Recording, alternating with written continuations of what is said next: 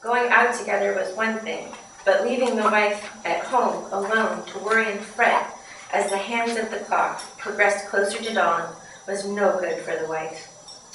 Ellen wished there was some way to make Crazy Johnny just go away. Moreover, she could not understand Crazy Johnny's girlfriend, Patty. Patty seemed a worldly woman who knew about art and literature.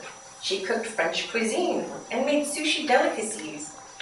In the cruising world, where anything more than a bathing suit was considered dressed up, she was known as a lady of style who somehow managed to keep her silk blouses and pencil skirts unstained and ironed. She listened to Rachmaninoff and Chopin, for goodness sake, and it was not rare to hear Italian opera blaring from their portholes in the evenings. What was she doing with the crazy alcoholic Viking? The entire cruising community wanted to know. But one morning, early, there came a thunderous yell from Crazy Johnny's. A shattering of glass after glass ensued. Curse words were hurled back and forth. Then there was the sound of a person in high heels jumping into a skiff and oars pulling through the water. "Where the hell are you going? Where the hell are you going?" were the only words anyone heard. By daylight, it was clear that Patty had left Crazy Johnny. He sat alone, head down in his cockpit. No one was surprised at Patty's departure. No one knew what to do for Crazy Johnny. They just left him sitting there. He did not move for 2 days. Finally, Joe rode over a case of beer, set it in the cockpit in front of Crazy Johnny, opened a beer, and handed it to him. Johnny looked at Joe with a teensy lift of his head. As acknowledgement, he took the beer from Joe's hand, but he did not drink it. The bottle just hung loose in his grasp, as if it might slip out at any time. Joe went over every day to see Crazy Johnny, but Crazy Johnny did not move much. He became sunburned and blistered, his skin peeled. After another 2 days, Joe brought over 4 slices of French toast covered in butter and syrup. "Buddy," said Joe, "you look so bad, even Ellen feels sorry for you, and she made you breakfast."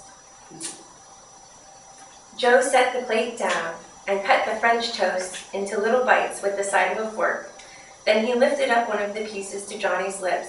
"Come on, it's really good." Johnny gave Joe a puny look of depressed pity. Joe pushed the toast into Johnny's mouth. At first, Johnny did not chew, but as the sugary syrup made its way to his senses, Johnny realized he felt a smidge better. Joe held up another bite, and this time Johnny opened his mouth. He took in the next bite of French toast and chewed and swallowed. Nothing had ever tasted so good. He took the fork from Joe, and over the next half hour, he ate the rest of the French toast. When he finished, he gave the plate and fork back to Joe. "Tell Ellen thank you." And Joe left Crazy Johnny to himself. "Well, he may have thanked me, but I still think he's a lunatic," said Ellen. However, at midnight, on their 30th night in the bus, an incident of madness occurred that changed Ellen's mind about Crazy Johnny in a very roundabout way. The family was asleep below decks when a loud, vigorous knocking on the hull awakened them. "Joe! Joe! Are you in there?" Crazy Johnny yelled. Ellen turned to her husband, and even in the dark, he could see the look on her face telling him to get rid of Crazy Johnny, the destroyer of domestic bliss. Joe climbed out of their bunk and up to the cockpit, wearing only his underwear. Crazy Johnny was relieved to see Joe. "Joe, man, Patty came back. She flew all the way down here from Seattle. She wants to marry me, man. What the hell am I gonna do?" Joe looked at Johnny for a minute. The true love of Johnny's life had come for him. The idea that a sane woman would fly all the way back to La Paz after Johnny had chased her out of her home in the pitch dark in a foreign country and want to marry him was incredible. She must be just as crazy as he. 2 crazy people perfect for each other. I think it's a great idea. Go get married.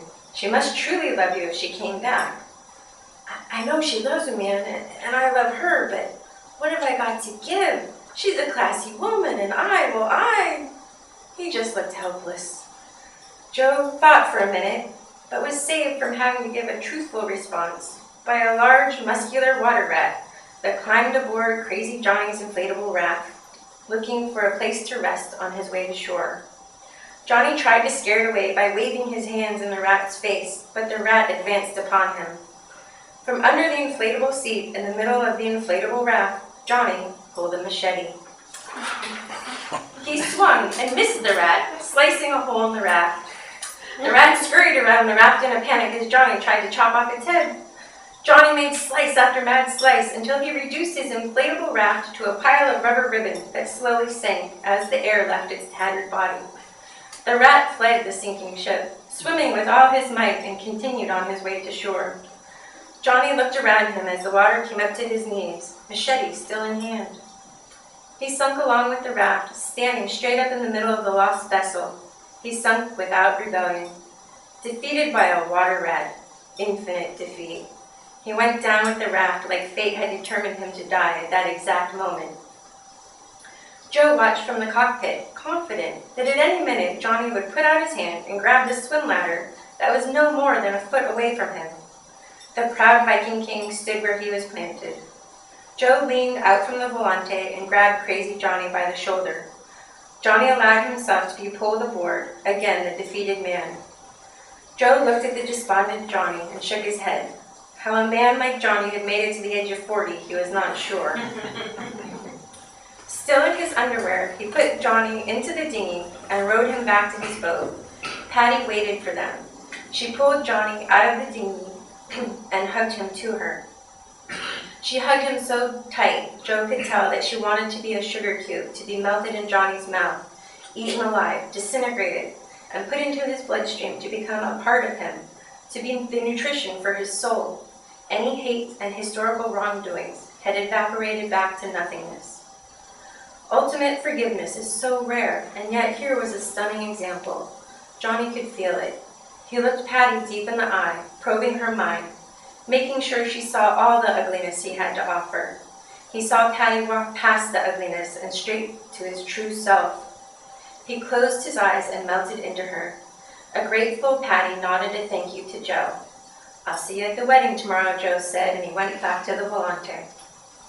The next day, a much improved Johnny greeted the family on the beach. He had a twinkle in his eye and a bounce to his step. Even his hair seemed redder. An adorable Patty glowed with joy. The captain of the port married them right there on the beach, and Joe and the other cruisers in port all pitched in to give Johnny a new inflatable boat as a wedding present. Honestly, who the hell keeps a machete in an inflatable boat? Is what everyone said when they heard the story of the rat attack. "The Viking King," said Isabel. Patty liked Isabel's name for Johnny. She knew it was spoken in admiration. Thenceforth, Crazy Johnny was no longer Crazy Johnny of the drunken debauchery, but the beloved Viking King. Through many a shared night of storytelling over beers and barbecued fish, everyone came to know him as such, even Ellen, for there's nothing sexier and more endearing to a woman than a man who is deeply in love with his wife.